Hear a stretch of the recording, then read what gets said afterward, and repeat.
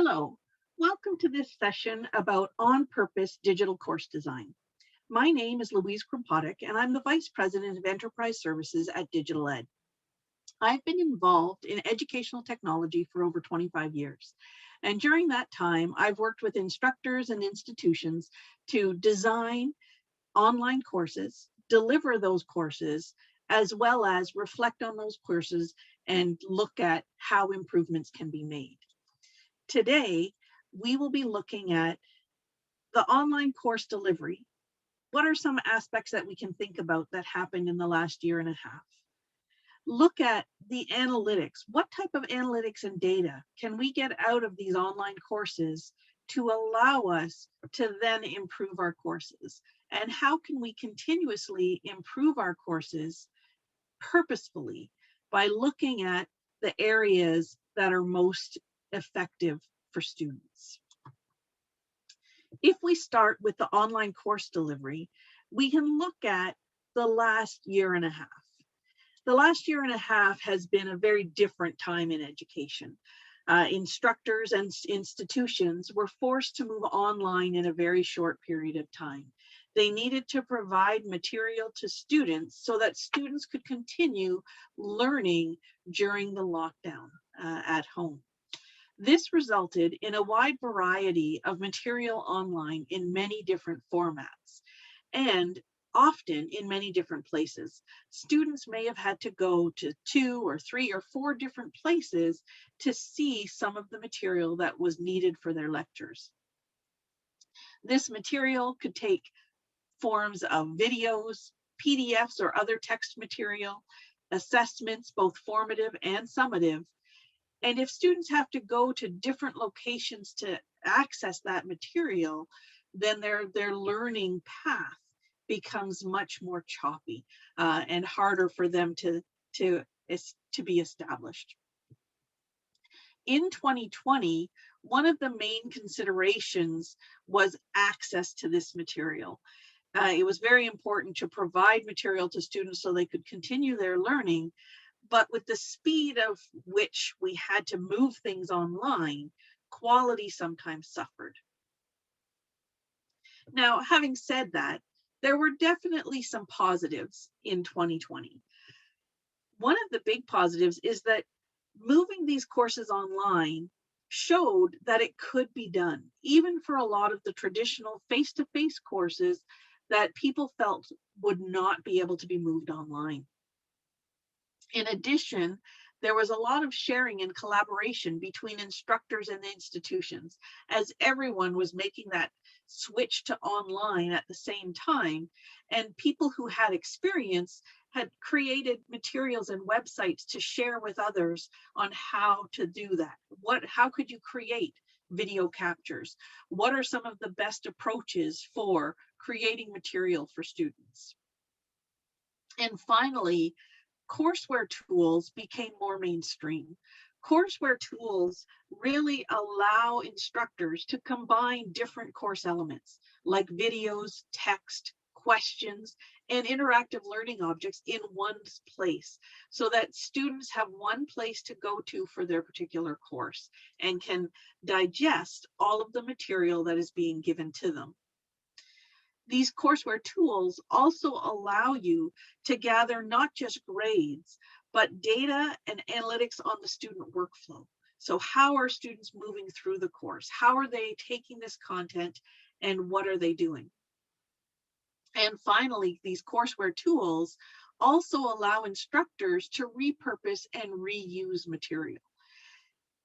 These courseware tools allow you to present materials for different modalities. You can make slight changes to the material so that whether you're creating a face-to-face course, a hybrid course, or a fully online course, you can use the same base material and make slight adjustments.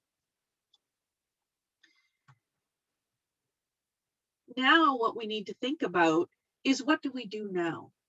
In my mind, learning is a journey, not just for students who are learning different aspects of the curriculum as they go along their journey in different courses, but also for instructors.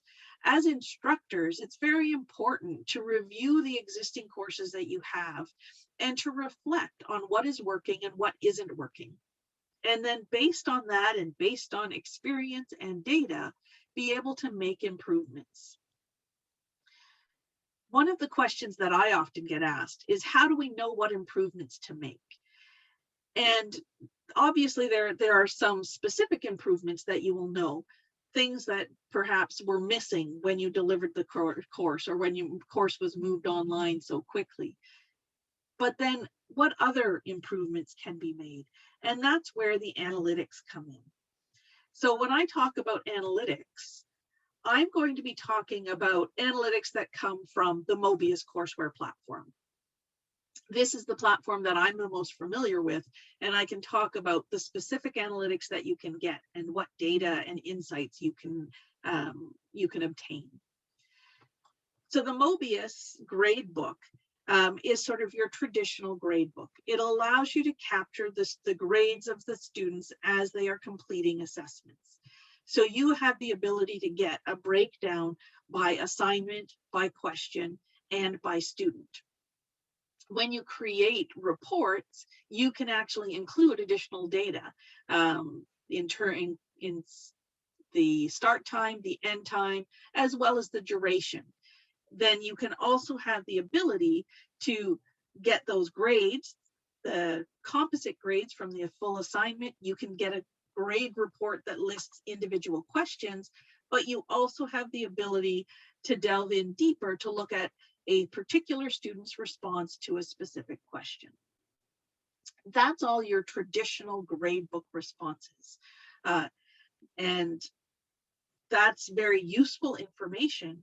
But in addition, we have a full data stream of exactly what the student is doing as they're spending time within the system. This data stream, we take this data stream and we actually create dashboards using Google Analytics. So with Google Analytics, we have a variety of dashboards that are available. This first one is the overview. This overview shows you both historical usage as well as usage patterns. The historical usage will show you on a day-to-day basis, and it can show you from a week or a month, depending on what you've decided to view. But how many assignments, how many lessons are students taking? What is the average amount of time that a student is spending in the system at a given point in time?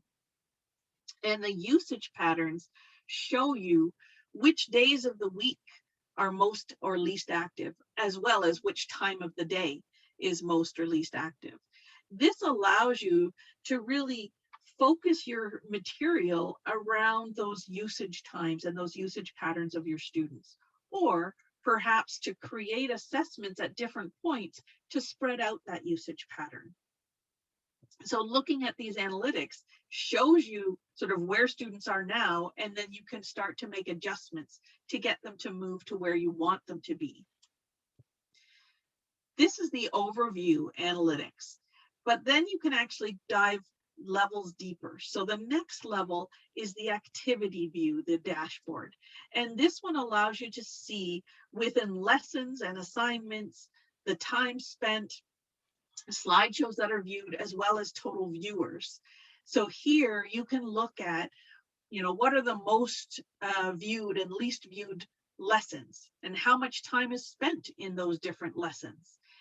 And by looking at that information, you have insight into, so here's an example of a lesson where students spent the most time. Well, if that's the case, why were they spending the most time?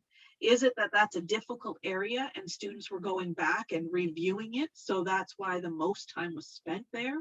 Or was that just happened to be a long unit that you knew students would be spending a lot of time in?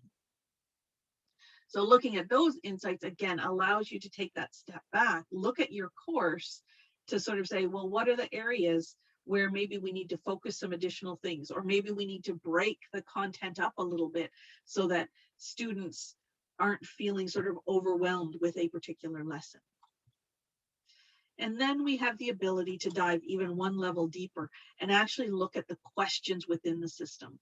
So here you can look at the questions within a particular assignment or in the lessons. So this particular dashboard is of the lessons, and you're looking at, again, the time spent, the number of interactions, as well as the performance.